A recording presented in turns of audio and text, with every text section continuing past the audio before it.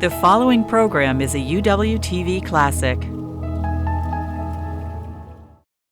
From the University of Washington in Seattle, Upon Reflection.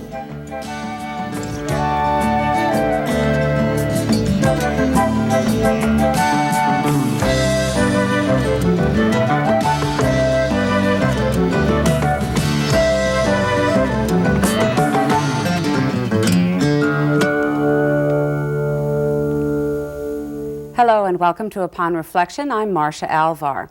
The Seattle Symphony Orchestra is the Pacific Northwest's oldest cultural institution, and like Seattle, it's shown an adventurous spirit since it was founded in 1903. In the 1920s, for example, the symphony was led by the first woman ever to conduct a symphony orchestra. And in 1962, Igor Stravinsky conducted the symphony's performance at the opening night of the Seattle World's Fair. Some would argue, though, that nothing has been as adventurous as the years the symphony has enjoyed under the leadership of Gerard Schwarz. Schwarz first worked with the symphony in 1983 as a music advisor. He's now principal conductor and music director of the Seattle Symphony Orchestra, and it's a great pleasure to talk with you. Nice to be here, Marcia. Thank you. You once described being a music director as a fight for standards, as a fight for ideals, and a fight for music. What is that fight? What were you talking about? In a way, I have to represent culture on a high level to our community. Not to say that I don't enjoy popular culture, not to say that I don't enjoy popular entertainment, but I have to be the representative of the great works, the great masterpieces of music from the 17th, 18th centuries forward. It's very easy to try to say that what we really want is to reach a lot of people. It's true. We want to reach more and more people. We want people to be able to enjoy the extraordinary experiences that we have every day in our lives, to make their lives fuller, richer. It's very easy to look upon that desire to have all these people enjoying what is important and say the way you make it wonderful for them is you lower the standards of what it is so that they can readily appreciate it. That's backwards, in fact. That never works, because what you do is you dilute what you're doing, what is important, what makes it great, and then no one appreciates it. So in a way, what we have to do is we have to fight very hard to get to an audience, to get to the people, not to an audience really, but get to the people, to have them have this great ability to feel to the depths of the music that we feel without destroying the music itself. So that's among the many fights that we have to fight. What would be an example of that fight you just described? Well, let's say that someone wants to do a light show with a concert. I want to say, well, you know, there's this great piece of music that Scriabin wrote. Scriabin was a composer in the latter part of the 19th, early part of the 20th century that wrote using color. I mean, he really saw music in colors. He saw notes and chords with colors in his head. I mean, some of them were green, some were orange, some were red. I see them in black and white myself, but there are people that I know who actually see colors when they see music, hear music. So someone would come over and say, wouldn't it be wonderful to have a light show while we listen to the Poem of Fire of Scriabin? Well, maybe yes. Would it be wonderful? Let's think about it for a moment. The Poem of Fire happens to be a great work, a very dramatic, extraordinary, expressive piece. Would it be enhanced or hurt if you had a bunch of lights and a light show going on while that music was being played? Now, for my taste, it would be hurt by that, because you would be distracted from listening to the music. And what you would be doing then, of course, is watching the lights and reacting to another experience, which could be wonderful, but it's not the experience of listening to music, which is something that, in a way, has to be so well focused. You have to just, if you're involved with it. What you're describing is a very personal kind of a vision of what the music is, though, because the very type of concert you just described was indeed done. It has been done in the Hollywood Bowl. It's been done in many, many places. The question is, does it help the audience or does it hurt the audience? Does it make for people to enjoy it more? We're not just talking about building audiences to have people come so that they become patrons of the art. My concern isn't to fill the seats with people just to fill the seats. My concern is to fill the seats so that we can do something for their lives. Take them beyond these words that we use to an experience that could be more exciting and more fulfilling than anything we could ever describe. Looking at this same question, but maybe flipping the telescope around, you're well known for your love of contemporary music, a passionate advocate of contemporary composition. Is there, though, music that you wouldn't program because you feel it isn't right for an audience? Maybe it's too difficult for an audience to enjoy, to appreciate? I think so. I mean, I think that I have to realize as a music director, as a musician who's spent the last 38 years of my life studying music, and certainly the last 30 years of my life or more studying it intensely, hours and hours and hours every day, that I have a different appreciation than someone who is a music lover, a listener, someone who's involved and cares, but someone who hasn't spent that time. There is music that I can appreciate and enjoy that I wouldn't program because it probably is too intellectual. It probably wouldn't be understood by most people. And in fact, my own understanding of it has to be only with the tremendous knowledge that I have. There's also some music, contemporary music, you get a sense as a listener that it wasn't really composed with you in mind. There was a whole era that affected a lot of this century, but especially in the 50s and 60s, where composers felt like they wanted to be revolutionaries, they wanted to be avant-gardists, they wanted to be doing something extraordinary, they wanted to create an atmosphere that was beyond understanding in a sense, and so that the audience would be involved in something that they felt was new and exciting. Now, sometimes what is very new like that can be very exciting, just to be a part of that experience of hearing some of these new sounds and extraordinary uses of the orchestra and uses of harmony and uses of melody. But in the end, the composers have to write for musicians who can appreciate the music, an audience who can appreciate the music, and not for an effect, not just to create an effect. And what happened to so much of the music of the 50s and 60s and even into the 70s, and to this day for that matter, is that many composers did write without considering the musicians and the audience, and what they did is they antagonized the musicians and they antagonized the audience. And the interesting thing about that, of course, is that it's very difficult to build an audience for any kind of great art, whether it be poetry or whether it would be the visual arts or even in some respects architecture. But it's very easy to destroy that audience. So while we spent all these years trying to build an audience for something that we consider to be very extraordinary, which is music, it was very easy to have it be destroyed. And it got to the point where the audience, anytime they would see a name that they didn't recognize, would assume that it would be something that they would hate. And it got to the point where people would say, I hate contemporary music, because they hated a number of pieces that were obviously composed in that direction without considering what we could even perceive. I mean, what our minds could perceive. And you've done a great deal to change that perception in Seattle, and of course with the recordings the orchestra has done on the Delos label. Listeners all over the world are gaining a new picture of contemporary music. I'm sure that's the goal. Well, it's the goal, yes, but it's a goal also to bring this great music to the fore. It's not only the great music of 20th century composers, it's the great music of the 19th century composers that's rarely played. I mean, they're extraordinary people. I mean, I had something happen the other day. I was asked to do a concert of half a program of Dvorak in a major city in the United States with a major orchestra. And I said, wouldn't it be marvelous to do a beautiful piece for strings called Notturno in B? It's an exquisite piece for strings alone. And then the Czech Suite, another remarkable piece of Dvorak.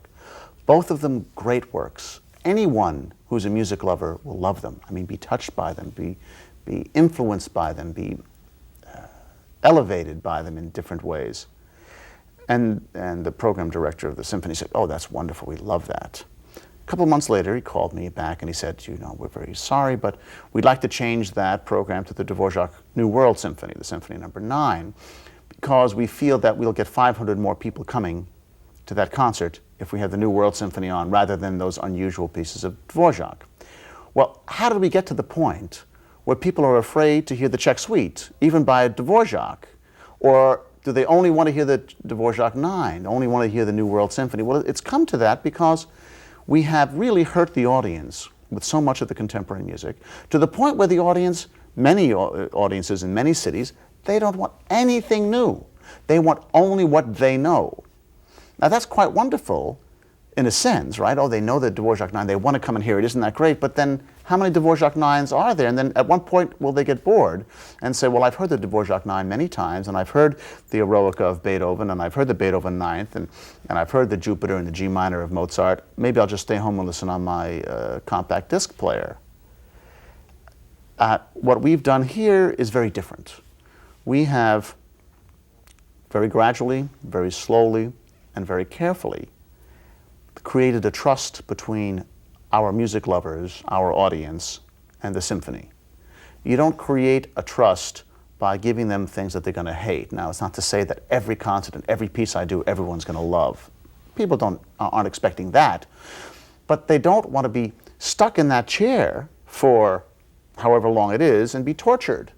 You know, if you go to an art museum and you see a painting you don't like, you walk by. You know, if you go to a concert and someone gives you a piece that you hate that lasts 45 minutes, you have to make a little bit of a scene to actually leave. They become captive for a moment, and we have to be very careful with that. And you've been very careful about the way you program these pieces and the kind of reward that always comes for the audience. I try very hard to keep them in mind at all times because they're very important to me. It would seem that the trust that you're talking about that's created between an orchestra and the audience has to begin with the relationship between the conductor of the orchestra and the musicians. We have some tape that we're going to look at that should give viewers some idea of how that trust is created. What we've got is a rehearsal of the Seattle Symphony and Chorus, Gerard Schwarz conducting, and Maestro Schwarz talks a bit about the work that's being done. The rehearsal is a performance in its own right, to me. I have to be as prepared, if not more prepared for equally prepared for the rehearsal as I am for a performance. You have a responsibility as the conductor to bring the rehearsal with some kind of momentum. You don't want the players, in this case the chorus, to be at any moment bored. You want to keep the excitement of the rehearsal alive. You want to keep the intensity of it alive. You want to keep the music making at a high peak. At the same time, it can't be chaotic, and you have to basically get the work done. You have to decide when to stop, when to make corrections, and when not to. I mean, I hear things that I don't stop and correct for. I just let it go sometimes and get it the next time around. You have to use your own feel of the shape of how that rehearsal should go so that the musicians can stay interested in what they're doing and keep them motivated. So in a way, it's more of a performance for me because I'm not performing for an audience, I'm performing for my colleagues, and that's much more difficult. The chorus, the bend loops in measure 89 on your yo, louder. Otherwise I have to have the trombones play softer, they sound really good. So, I like the trombones louder. Good. Excellent.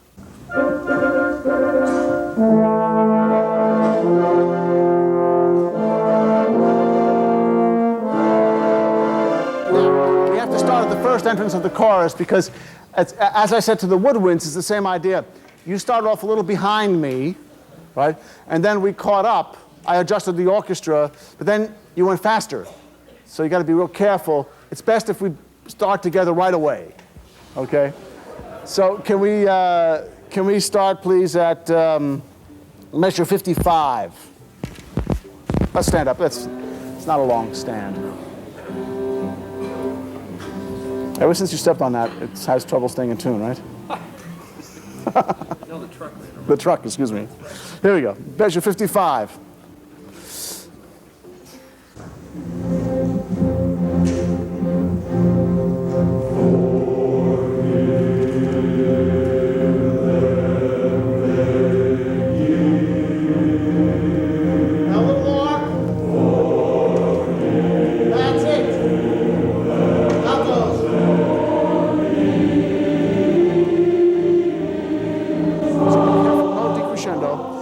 when the sopranos come in, the next entrance, not too soft.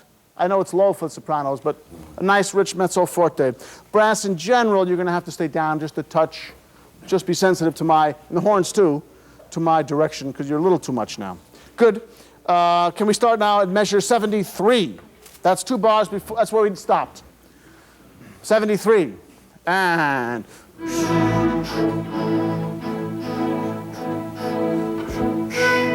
I don't think it's more exhausting because you don't have the adrenaline surge that you do before a concert that ends up very often ending up exhausting.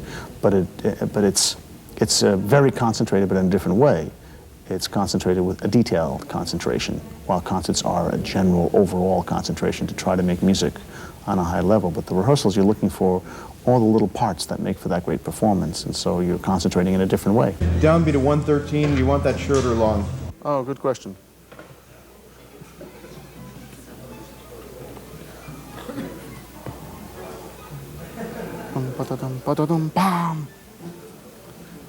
Let's do a long 8th note and the downbeat of 113 for everyone, please. A long 8th note for the downbeat of 113. I'll dictate that second 8th for the second violoncello. And you guys, you know, you have the 2 downs there, don't you? No? Up, down. Fine. Good. Fine. All right. Let's start from 84 again. Horns. 84. Tutti. 84. Chorus up. Thank you.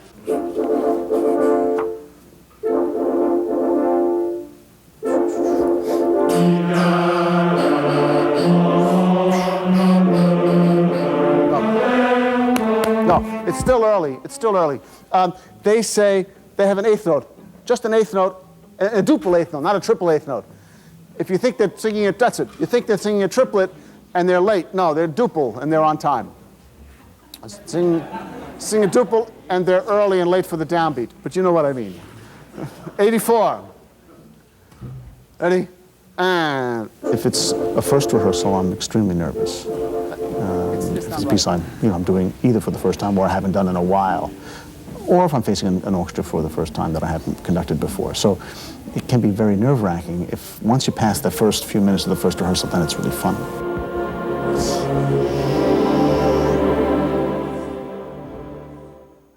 A few minutes of rehearsal with Gerard Schwarz, the Seattle Symphony Orchestra and Chorus. You know, a lot has been made of the great fondness that exists between your musicians and yourself. I heard a radio announcer refer to you the other day as the much beloved conductor of the Seattle Symphony Orchestra. And it's a different image, it's a different style than, say, some of the old guard, the Toscaninis, the Von Karajans, where you associate a more cold, kind of autocratic, you're going to do it my way or else kind of style. I don't know that I'm beloved. It would be nice if that were true. I don't look for that. I don't look for the orchestra to love me. I mean, we all want to be loved. I mean, it's very nice. But my concern is that they respect me. My concern is that they respect what I know and what I'm doing artistically. I do it as a gentleman, and I've been brought up that way. My parents taught me to be a gentleman. I generally don't lose my temper. I don't lose it much in my home or with the orchestra. Yes, it is a different style than conductors have done many conductors have used in the past, but everybody has to do what's comfortable for them, what's the right way. People ask me if I think that Toscanini could exist today. Toscanini, of course, threw temper tantrums and he did horrible things and called people names and cursed at them, always in Italian, I may add. It reminds me of once conducting in Italy and doing a similar thing in English, and being very happy that a guy was in English. I believe that if there was a great genius conductor like Toscanini, of the right age, who had the right kind of respect. When we think of Toscanini, we think of an old man. We don't think of Toscanini as a young man. When we think of the temper tantrums, we think of him conducting the NBC Symphony, which he did at the end of his life. In fact, he came out of retirement to conduct the NBC Symphony. At that moment, he was revered. The orchestra was created for him by other great conductors who revered him, including someone like Rodzinski, who took his first viola from Cleveland and said, "I love you, but Toscanini should have you." So he came to it with everyone adoring him musically, he could pretty much do whatever he wanted. I think if Toscanini were alive today and he conducted Seattle, and he screamed and yelled, he could get away with it because they would respect him musically, and in the end, that's what the orchestras care about. Yes, they want to be treated nicely. Yes, they're artists, they want to be treated like artists. Yes, they want to be treated with respect, the respect they deserve. But more important than any of that, they want to make music on a very high level. And they realize that there aren't a lot of conductors who can do that. And if one came along, like a Toscanini, who behaved badly, they would probably accept it. It sounds like we ought to meet in 30, 40 years or so, and I'll ask you that question again. Hopefully, in 30 or 40 years, I still will have a nice, even temper. Do you think there's a sea change of sorts going on in music? I mean, I think about the old guard versus, I think, what Newsweek magazine referred to as Lenny's kids, you, Leonard Slatkin, Michael Tilson Thomas, the younger American versus European, a conductor born in New Jersey, not necessarily in Vienna. Do you feel that difference? Do you feel the new generation is assuming power? Well, yes, we're assuming power because we are among the most successful conductors. If you look at the most successful of the younger conductors, let's say, because I'm old now, I have to say under 60. Don't say that. It's Jimmy Levine, and it's Leonard Slatkin, and it's Michael Tilson Thomas, and it's me and a few other people. Yes, mostly Americans. Andre Previn would fit into that category. Lots of Americans, and there's a tremendous amount of talent here. Do you bring something different to the music because you were born in the United States, not in Europe? I don't think so. My parents were European. What does it mean? My parents were from Austria. In fact, my mother was from Vienna. My father was from Mödling, a suburb. Did they bring me up in such a different way? No. They brought me up the way they were brought up, going to the opera and going to the ballet and listening to Beethoven from the time I was a little child. Was I exposed to jazz and popular music in a way that I would not have been in Europe? I don't think so much. If you listen to what jazz and popular music is being played in Europe, it's all American. Some English, but primarily American. If you listen to the background music to the movies and the television shows, it's American primarily. I mean, yes, there are some Maurice Jarre and some French composers doing it, but it's American sounding music. I don't think there's as much of a cultural difference as maybe there should be. But there are a lot of other differences and a lot of other things that have happened that become very interesting now, I think. The old guard, so to speak, which we think of as the Bruno Walters and the Toscaninis and the Zells and the Kusevitskis and so forth and so on, were conductors who were dedicated to orchestras. That's all they cared about, their orchestra. Bernstein, too, with the New York Philharmonic in the 60s.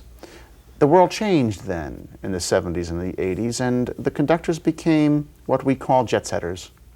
We ran all over the world, conducting everywhere. And now, I think there's a different attitude among the younger conductors, certainly my attitude, which is to make a mark in my community with my orchestra. What I care about is Seattle, the Seattle Symphony, the city, the public. That's what my concerns are. And if there is a change now, I think it goes in that direction. The only question is, will the Europeans allow us as Americans to play Brahms? Implicit in what you're talking about is a change in sort of the stature of orchestras. I mean, there's the big five. There's New York, Chicago, Boston, Cleveland, Philadelphia. And in 1986, in a quote which has probably trailed you around ever since then, you told a reporter from the New York Times you wanted to conduct one of the big five orchestras. You wanted to be the music director of one of those orchestras. Do you feel the same way now? No. I don't. Times have changed for me. Yes, in 1986, what I really wanted to do was to be the music director of Boston or New York or one of those places. What made those places so special in a way was, for me as a kid, was that I grew up with those orchestras. And they were the great orchestras. I grew up from the time I was a little child going to the New York Philharmonic concerts. I used to go to the Boston Symphony when they used to play in Princeton at McCarter Theater. I went to the Cleveland Orchestra with George Zell at Carnegie Hall. These are the orchestras that I loved and I grew up with. Seattle was not among those orchestras in those days. Seattle was out here in the Northwest, and it wasn't a famous orchestra. It wasn't, I don't know, it might have been a great orchestra, but I would never have known it to be. So is your goal then to try to get rid of the idea of the Big Five, and much as has happened in theater, for example, decentralize and allow the regional orchestras to take their place in that Yes. upper echelon of orchestras? Yes, what created the Big Five in our country was budget size. First it was because they were the great orchestras. I mean, that was it. Those were the great cities, those were the great orchestras. They had long seasons, they paid the musicians properly eventually, and that was where music was happening on a high level. Now, all they can claim is budget size. I mean, yes, their budgets are probably 3 times the size of our budget. Do they play 3 times better than the Seattle Symphony? Absolutely not. Don't you think it'll take some time, though, for the critics to agree with what you just said? There's still that image, still that stature. That takes a tremendous amount of time. I'm not sure the critics are going to be so slow in agreeing to it, because they're already talking about it. I mean, one critic recently reviewing in Gramophone magazine, a very important English magazine, said about a recording of the Sinfonia Domestica of Strauss of ours, or was it Zarathustra, that if someone said it with a Berlin Philharmonic with Herbert von Karajan, you wouldn't question it because the level of playing was so high. I think that the critics will come to it. Will those cities, the New Yorks and Chicagos, and allow us to be considered to be great? Will people realize that we can play Strauss as well as a European orchestra, or maybe better? It will take a long time before people will get to that point. But I should also mention that when I was a child, Cleveland was not a part of that Big Five, it was the Big Four. But Cleveland made their success in New York to become a part of the Big Five.